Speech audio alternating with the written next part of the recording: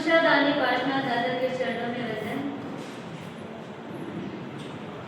शासनपति अहिंसा के अवतार श्रवण भगवान महावीर स्वामी के चरणों में वंदन। प्रातः स्मरणीय हम सबके श्रद्धा केंद्र, हम सबके आस्था केंद्र, प्रगट प्रभावी चारों के दादा गुरुदेव के चरणों में वंदन। कैवल्य धाम तीर्थ प्रेरिका प्रवर्तनी महोदया आगमज्ञ परम पूज्य गुरुवर्य श्री के चरणों में वंदन। मम जीवन उद्धारिका, मम जीवन सर्वस्व, संग स्नेह वारिधि प्रवचन प्रवीणा परम पूज्य गुरुवर्य श्री के चरणों में वंदन। धर्म प्रेमी बंधु माताएं वंदन।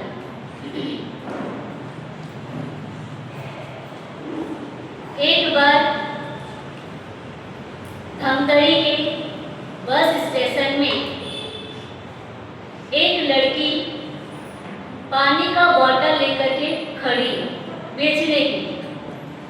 पर जो लड़की खड़ी है उसके कपड़े मैले कुचैले हैं, उसके बाल बिखरे हुए हैं और उसको पैसे की आवश्यकता है। जैसे ही एक बस आकर के खड़ा हुआ, उसमें से एक यात्री नीचे उतरा और वो छोटी सी बहन 10-12 साल की लड़की दौड़ते दौड़ते उस यात्री के पास पहुंची और कहने लगी, अंकल अंकल ये पानी खरीद लो।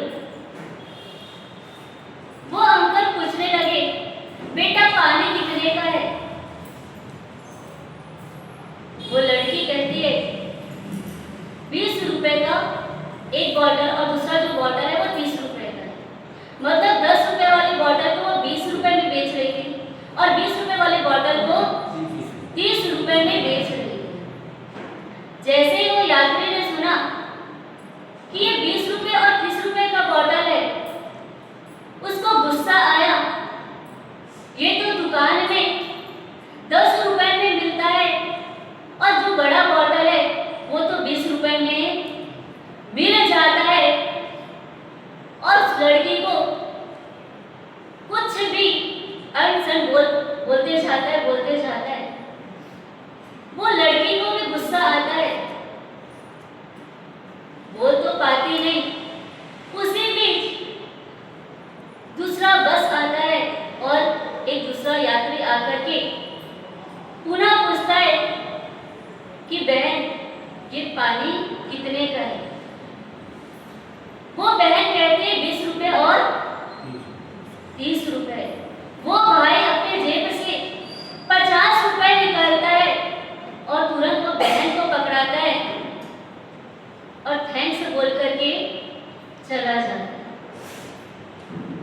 वो पहला वाला भाई वहीं पर ही खड़ा है और देख रहा है कि मैं इतना मोल भाव कर रहा था और वो भाई आया 20 रुपए 30 रुपए की बोतल को 50 रुपए में लेकर के चला गया। वो बहन जो पानी बेच रही है वो कहती है, लगता है अंकल आपको अभी प्यास नहीं लगी है। अगर आपको प्यास लगी हुई होती तो 30 रुपए की बोतल को भी आप 50 में खरीद करके चले जाते, जैसे वो दूसरे अंकल ने खरीद करके वो चले गए। उस भाई को लगा सच में अभी मुझे प्यास नहीं लगी है, इसलिए मैं अभी बकवास कर रहा था।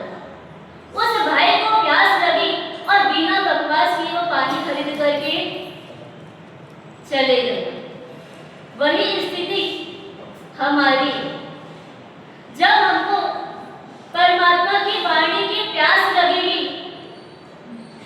तब जब मिले, जिस टाइम में मिले, जितने में मिले, हम पीने को तैयार हैं। हम नहीं देखेंगे कि वो बेचने वाला कौन है, वो लड़की कैसे दिख रही है, मैंने कुचैले कपड़े में है, कब बाल उसके बिखरे में है, ये हम नहीं देखेंगे। पानी की प्यास लगेगी तब। हम नहीं देखेंगे कि मरासा कौन से हैं, कौन से ग्रुप के हैं। ये छोटे मरासा है और ये बड़े मरासा है। छोटे मरासा है तो क्या करें, थोड़ा लेट भी जाएंगे, कम लोग भी जाएंगे तो क्या होगा, चल जाएगा।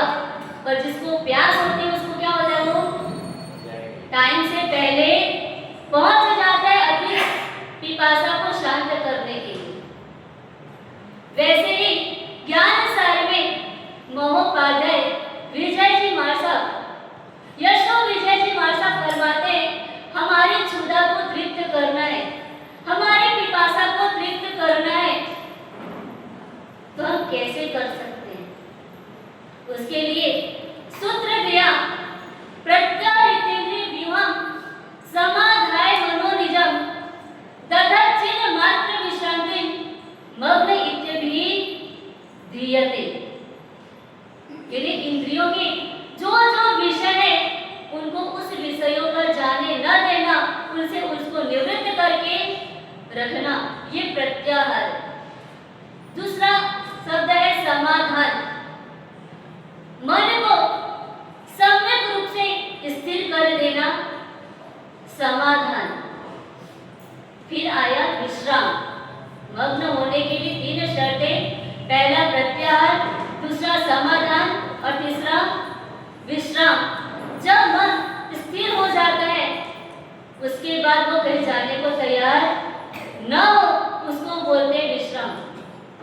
जैसे एक रागी चलते चलते थक जाए और पेड़ के नीचे विश्राम करने के लिए खड़ा हो, उस समय वो पेड़ की छांव में थोड़ा आराम करना चाहेगा कि आगे जो धूप दिख रही है वो उसमें आगे जाना चाहेगा। चलते चलते तो थक करके आया है, वो धूप को सहन करके आया, वो ताप को सहन करके आया। जैसे ही पेड़ के नीचे पहुंचा और उसको जो शांति मिली, अब वो शांति को छोड़ करके कहीं जाने का मन करेगा। और जिस पेड़ के नीचे खड़ा है उस पेड़ के नीचे उसको सुख की अनुभूति हो रही है, शांति की अनुभूति हो रही है, पर जब आगे देख रहा है उसको धूप दिखाई दे रहा है तो क्या करना चाहिए उसको, अरे सामने तो धूप दिखाई दे रही है तो मैं क्या करूं, धूप का अनुभव करूं। पर जब तक उस पेड़ के नीचे बैठा हूं तब तक तो क्या करूं, शांति का अनुभव करूं। पर जब जाना होगा तब भले मैं दुख का अनुभव करूंगा, पर जब तक बैठा हूं तब तक क्या करूं।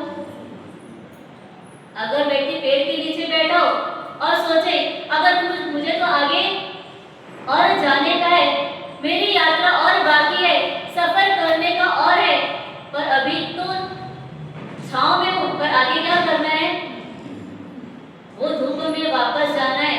तो छांव में बैठे बैठे भी वो व्यक्ति अगर दुख का अनुभव करता है, उस व्यक्ति को क्या बोलोगे, जाना तो पड़ेगा।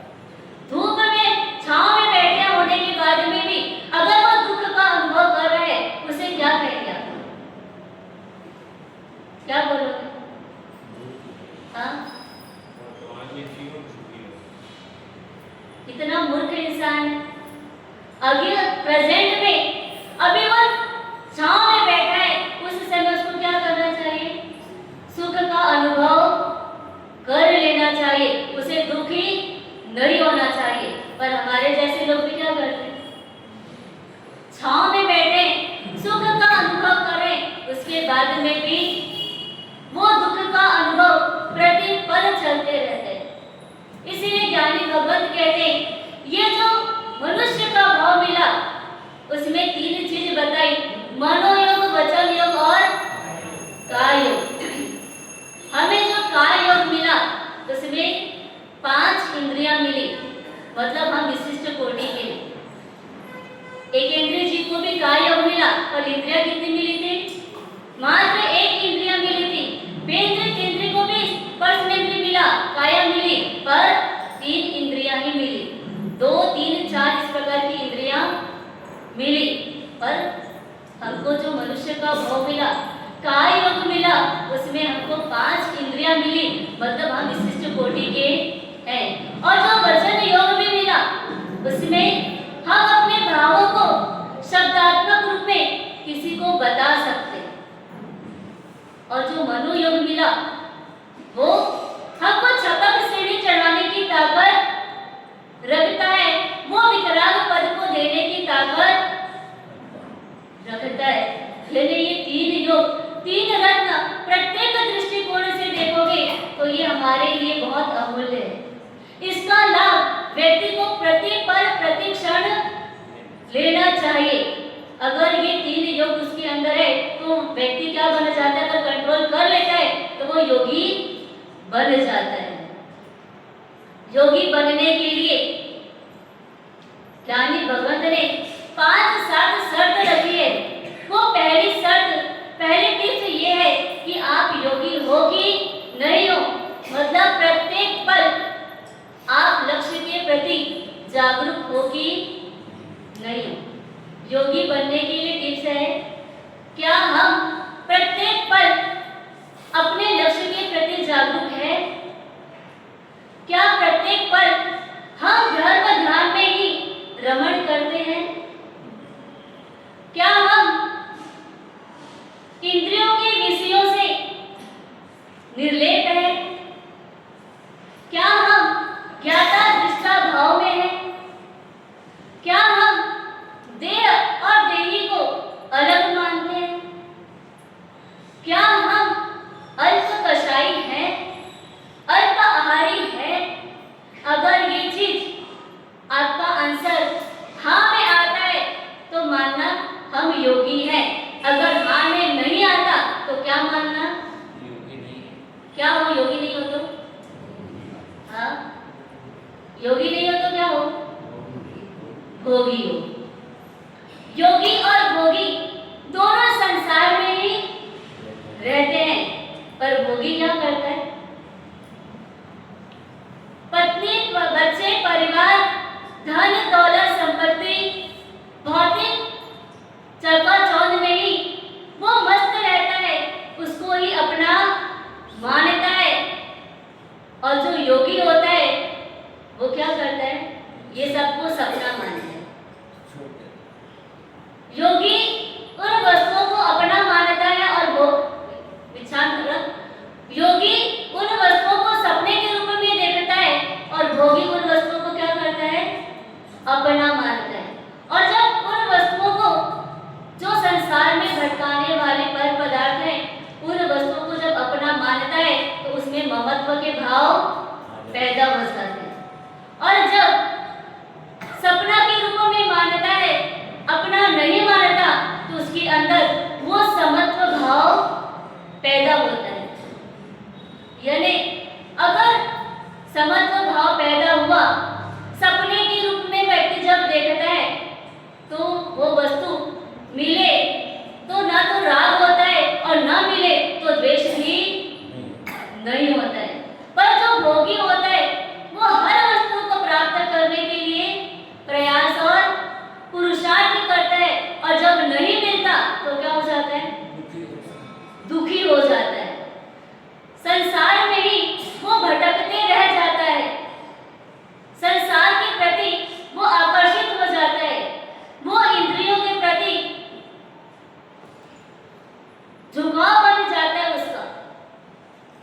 और इंद्रियों के प्रति झुकाव बनने के बाद जो आनंद की अनुभूति होती है, उससे अनेक गुना आनंद की अनुभूति अतीन्द्रिय जीवों को होती है, जो अतीन्द्रियपना को प्राप्त कर लेते हैं। मतलब सुमतिनाथ भगवान के स्तवन में आनंद भंज मार्शक फरमाते हैं, ज्ञानानंदे हो पूर्ण पावनो वर्जित सकल उपाधि सुज्ञानी अतीन्द्रिय गुण गण मणि आगनु इम परमात्म साध सुज्ञानी। यानी परमात्मा कैसे है? ये इंद्रियों में आसक्त नहीं है, ये इंद्रियों के विषयों के प्रति आसक्त नहीं है, ये अतीन्द्रियपने को प्राप्त कर चुके हैं, इसलिए उनको परमात्मा बोला गया। वो ज्ञान में ही, दर्शन में ही, चारित्र में ही वो आनंद की अनुभूति करते रहते हैं। वैसे परमात्मा स्वरूप को प्राप्त करने के लिए ज्ञानी भगवत बार बार कहते हैं ये जो योग मिला है वो योग के आप क्या करो, उसको कंट्रोल करके चलो। जैसे शरीर पे एक बार कमजोरी आ जाती है तो धीरे धीरे क्या होता है, शरीर और कमजोर होते जाते हैं। शरीर को आप कितना भी खिलाते हो पिलाते हो उसके बाद भी क्या होता है, कमजोर होता है।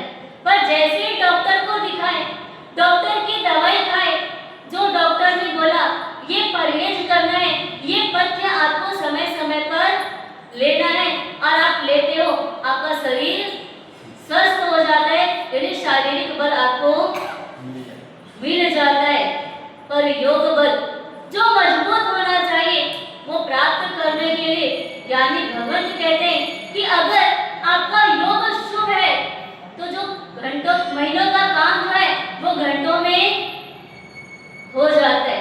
पर योग यदि अशुभ है तो घंटों का काम महीनों में होता है और महीने का काम सालों लग जाते हैं। कई बार आप कहते हो ना, मास्टर आप लोग पाटे पे एक एक घंटा दो दो घंटा एक ही आसन पर कैसे बैठते हो? अभी आप लोग जमीन पे बैठते हो, आधी घंटा एक आसन पे बैठोगे, थोड़े समय में क्या होगा, एक पैर ऊपर उठ जाएगा, दूसरा घुटना ऊपर उठ जाएगा, एक पैर को दूसरे पैर के ऊपर चढ़ा करके बैठ जाओगे। मतलब एक आसन पर आप ज्यादा देर बैठ नहीं सकते। एक बार एक व्यक्ति ने आकर के मार साहब को पूछा, मार साहब आप पार्टी में जब बैठते हो तब 2-2 घंटा 4-4 घंटा, और जैसे संवत्सरी का समय आता है वो भगवान जन्मांचल का दिन आता है तब तो 7-8 घंटे भी एक ही आसन पर कैसे बैठ जाते हैं। और हम आजू बाजू छोटे छोटे लोग तो क्या करते हैं, 2 घंटा 3 घंटा बैठते और बीच में नीचे उतर करके वापस आ जाते हैं। पर जो बड़े मार्शल हैं वो 7-8 घंटे एक ही आसन पर बैठते हैं, बिल्कुल भी एक पैर को दूसरे पैर के ऊपर नहीं चढ़ाते, एक घुटने को भी उठाते नहीं है। पर वो किस कारण से एक आसन पर बैठते हैं? वो योग को काय योग को उन्होंने साध लिया। कहते हैं योग शास्त्र में बात आती है, अगर व्यक्ति 90 मिनट, कितने मिनट, 90 मिनट अगर एक ही आसन पर बैठ जाए तो वह आसन योग को साध लेता है।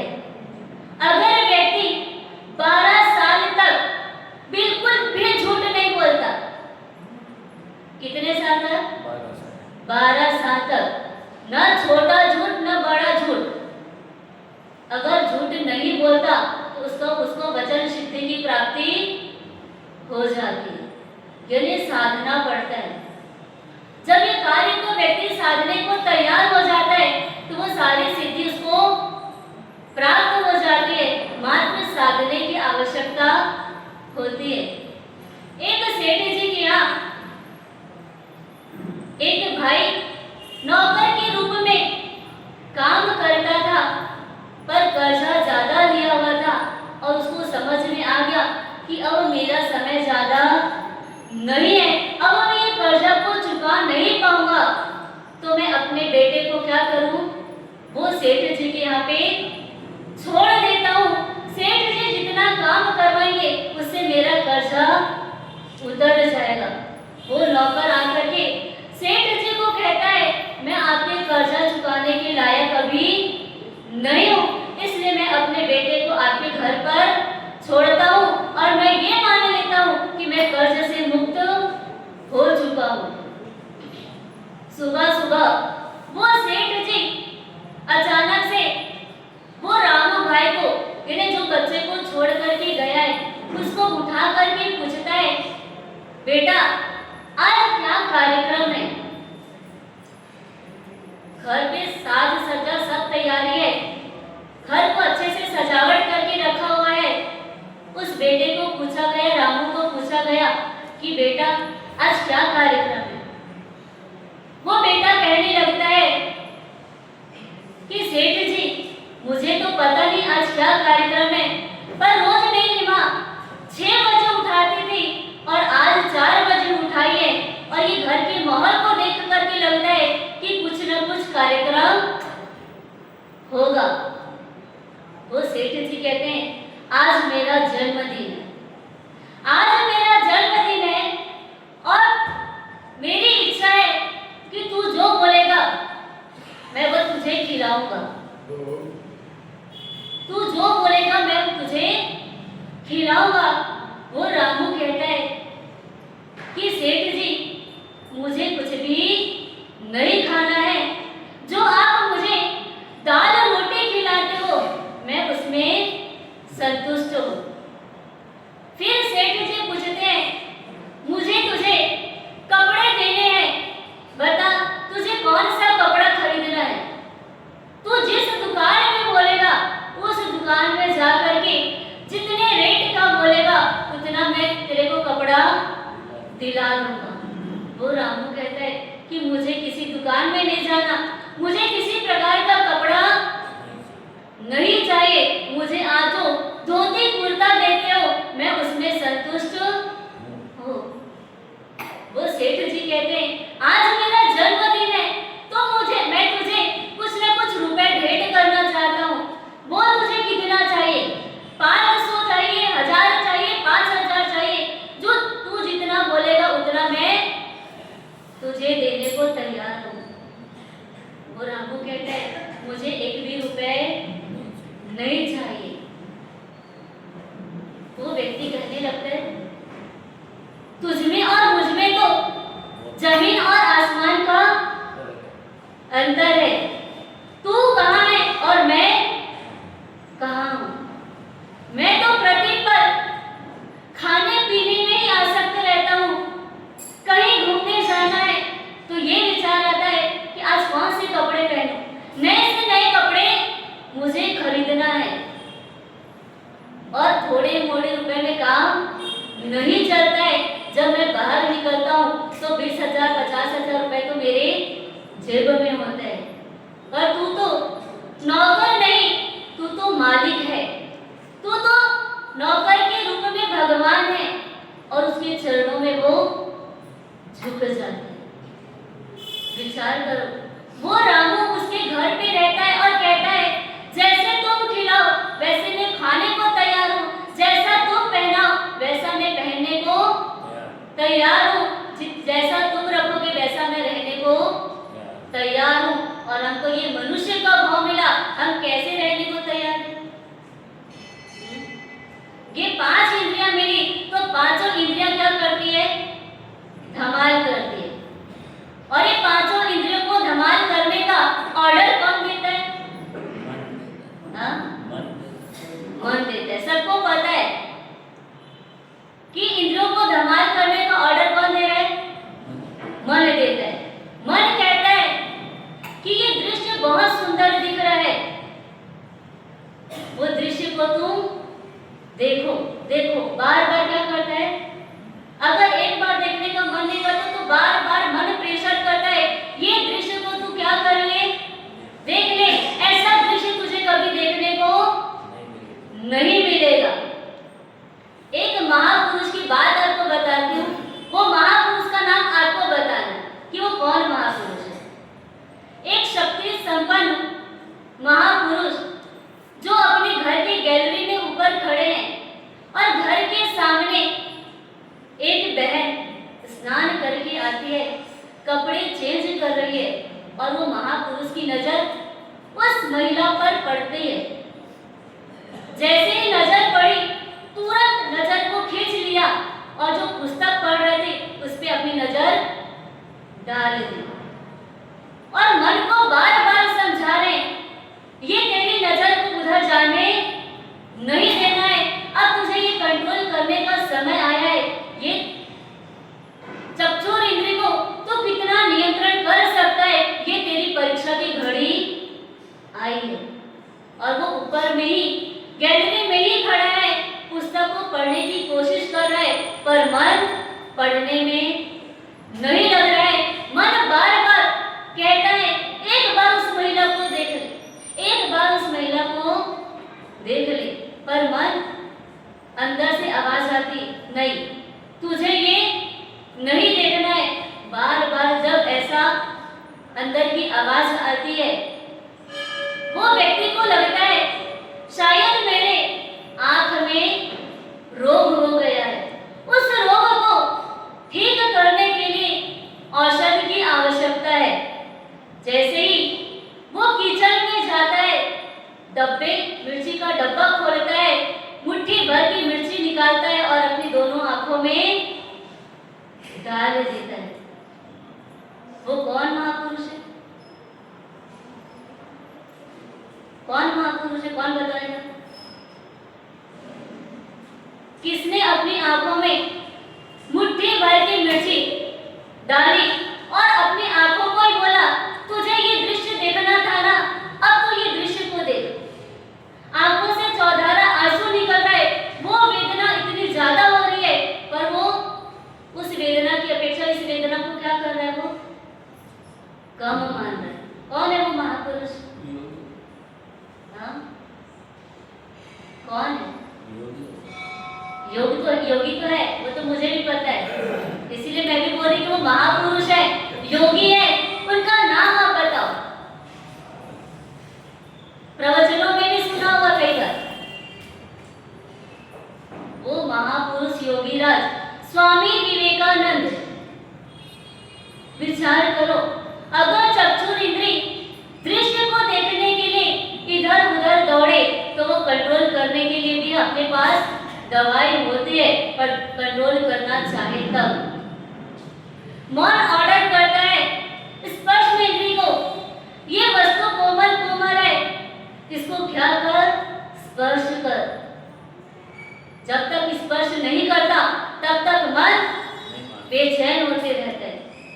एक दासी राजा के घर पे, राजा के महल में काम करती है, राजा का पलंग रोज बिछाती है। इतना सॉफ्ट मखमल का गद्दा बिछाते बिछाते उसे मन में विचार आया कि एक बार इस गद्दे पर सोकर तो देखूं। ये जो राजा प्रतिदिन इस गद्दे के सुख का अनुभव करते हैं, तो कम से कम मैं थोड़ी देर ये सुख का अनुभव तो करके देखूं। और वो दासी जैसे ही बिस्तर पर सोती है, उस गद्दे पर सोती है, और सोते साथ ही क्या होता है? नींद आ जाती है। यानी जब स्पर्श का सुख मिलता है तो व्यक्ति नींद में ही खो जाता है। इसलिए जो योगी होते, जो संत होते, ऐसे उनको डंडक का गद्दा वगैरह आरामदायक गद्दा नहीं चाहिए।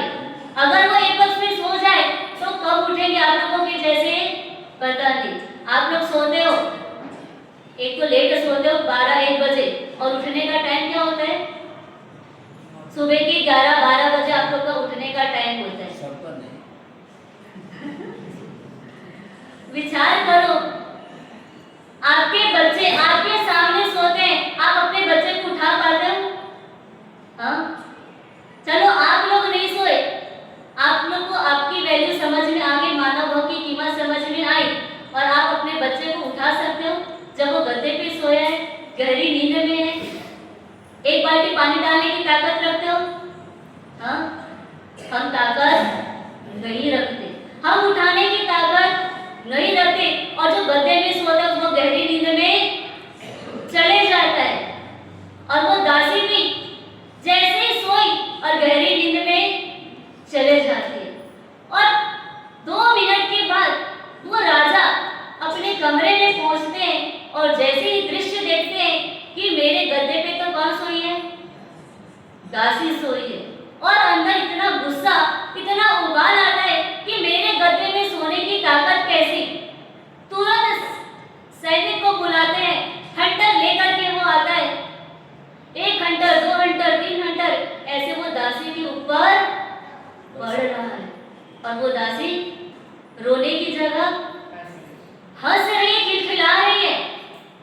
राजा को समझ में नहीं आता, इतना हंटर पड़े और व्यक्ति रोने की जगह पर हंसने लगे। उस दासी से पूछा, तुम्हारे रोने का कारण क्या है?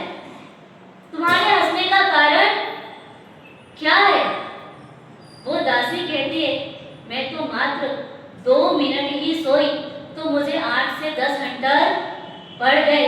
राजन, आप तो प्रतिदिन इस गद्दे पर सोते हो तो पता नहीं आपको कितने हंटर पड़ेंगे, इसलिए मुझे हंसी आ गई।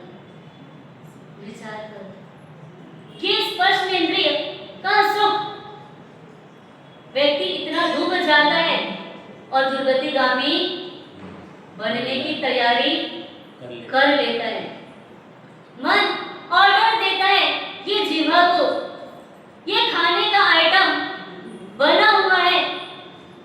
लोग भी कह रहे हैं बहुत टेस्टी है, बहुत स्वादिष्ट है, एक बार तो खा करके देख ले। तो मन क्या होता है? स्वादिष्ट नाम सुन करके और मन पसंद की चीजें सामने रखी हो और मान लो कि उपवास भी हो तो भी मन क्या होता है? एक बार मन अभी उपवास का पचकार नहीं लिया, मन में उपवास के भाव चल रहे थे और वो वस्तु सामने दिख जाए तो मन उपवास करने को तैयार होगा? मन उपवास करने को तैयार नहीं होता। जबकि ये जीवाराम अनादि काल से वो वस्तुओं को आहार करते करते करते आ रही है, फिर भी अभी तक तृप्त नहीं हुई है। 60 साल 70 साल 80 साल की उम्र होने के बाद में भी हमारी ये जीवा खाने को ही लपकती है। जब उसको कोई वस्तु दिख जाए और मुंह में पानी आ जाता है, खाने का मन तुरंत हो जाता है। और एक पशु को देखो, पशु के पास हमको लगता है विवेक नहीं है, अगर उसको जो चीज खाना हो वो ही चीज खाता है। अगर एक बार पेट भर जाए तो दूसरी वस्तु में वो मुंह नहीं डालता है। पर हम और वो पशु खाते खाते बीमार हो जाए ना तो क्या करता है? वो खाना छोड़ देते हैं। वो उपवास के जैसा रहता है, पचखान नहीं लेता पर बिना खाए पिए रहता है। पर हम बीमार हो जाए तो क्या बोलते हैं? ये खा लो, जो मन को अच्छा लगे वो खाओ। मतलब बीमार हुए तो ज्यादा खाने की आसक्ति बढ़ जाती है। ये चीज खाएंगे तो हम स्वस्थ हो जाएंगे। ये से हमारी जीवा यानी पूरे टाइम ये जीवा का काम की तरह 5 इंद्रियां मिली। 5 इंद्रियों में से 2 इंद्रियां ऐसी है जो शटर के अंदर रहती है, उसके ऊपर आवरण आया हुआ है। वो कौन सी 2 इंद्रियां हैं? हाँ, कौन सी 2 इंद्रियां हैं जिसके ऊपर आवरण है? शटर गिरा दो तो वो अंदर चली जाती। हाँ, ये चक्षु इंद्रिय, इसके ऊपर क्या है? आवरण, शटर लगा हुआ। और अंदर जो जीवा है वो, उसके ऊपर कितने पहरेदार लगे सामने? 32 पहरेदार। और पहरेदार होने के बाद में भी क्या है? 2 ओट किवाड़ के रूप में, ताकि वो ज्यादा बात न कर सके, ज्यादा लप लप न कर सके, ज्यादा चपड़ चपड़ न कर सके। उसके बाद में भी हमारे जीवा क्या करते हैं? जैसे खाने को देखे तुरंत लपकती है। ये लाली बाई क्या करती है? लप लप पूरे टाइम चालू। और 2 व्यक्ति अगर बात कर रहे हो तो तीसरा व्यक्ति भी क्या करता है? वहां पे चपड़ चपड़ करने पहुंच जाए। इसके 2 काम है और बाकी इंद्रियां उसके कितने काम है? 1 काम। ये चक्षुर इंद्रिय रावण को कितने मिले थे? आंख कितना मिला रावण को? और उसकी नजर किस पर टिकी थी? 20 आंख और नजर किस पर टिकी थी? मात्र एक औरत पर। 20 आंख और नजर मात्र एक औरत पर। और हमारी आंख कितनी? 2। और हमारी नजर कितनों पर टिकती है? हाँ, सैकड़ों पर। विचार करो, ये चक्षुर इंद्रिय कंट्रोल करने के लिए मिला है। पर हम क्या कहते हैं, मर्द भी आंख है तो जहान है, ये दृष्टि है तो सृष्टि की सुंदरता हम देख सकते हैं। हम दूसरों का रूप देख करके लुप्त हो जाते हैं, मुग्ध हो जाते हैं। क्या इसी के लिए इंद्रियां मिली है? जो इंद्रियों में आसक्त होते हैं वो परास्त हो जाते हैं, वो संसार में ही भटकते रह जाते हैं। यानी भगवान कहते हैं ये इंद्रियों को कंट्रोल करने के लिए प्रतिदिन आप एक सूत्र भी बोलते हो, पर क्या वो सूत्र बोलते बोलते आपको ध्यान में आता है कि मेरी इंद्रियों को कंट्रोल करना है? कौन से सूत्र बोलते हो? मन वचन काया तीनों को कंट्रोल करने के लिए सूत्र बोलते हो। कौन सा बोलते हो? मंदिर में, चलो हिंट दे दूं, मंदिर में चैत्य वंदन करते हो उस समय भी बोलते हो, समय लेते हो उस समय भी बोलते हो, और प्रतिक्रमण में भी वो सूत्र आता है।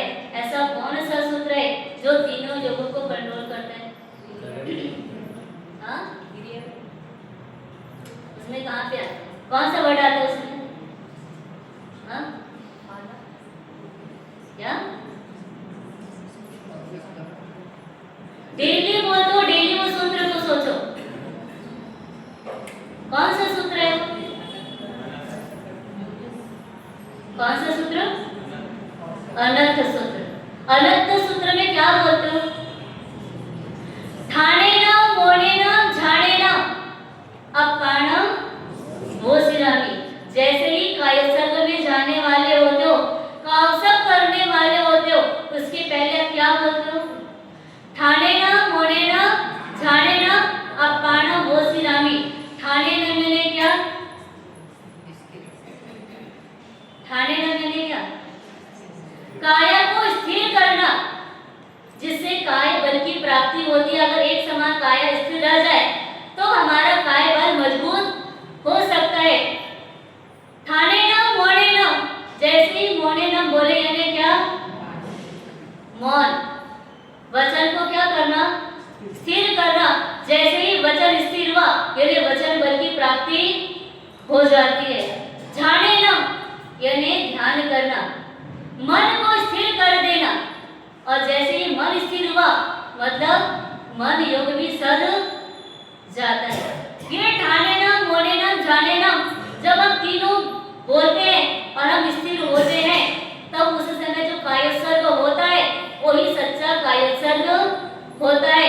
यानी काया का उत्सर्ग, काया का त्याग कर देना। उसके बाद आपके शरीर में कितना भी मच्छर काटे तो क्या करना?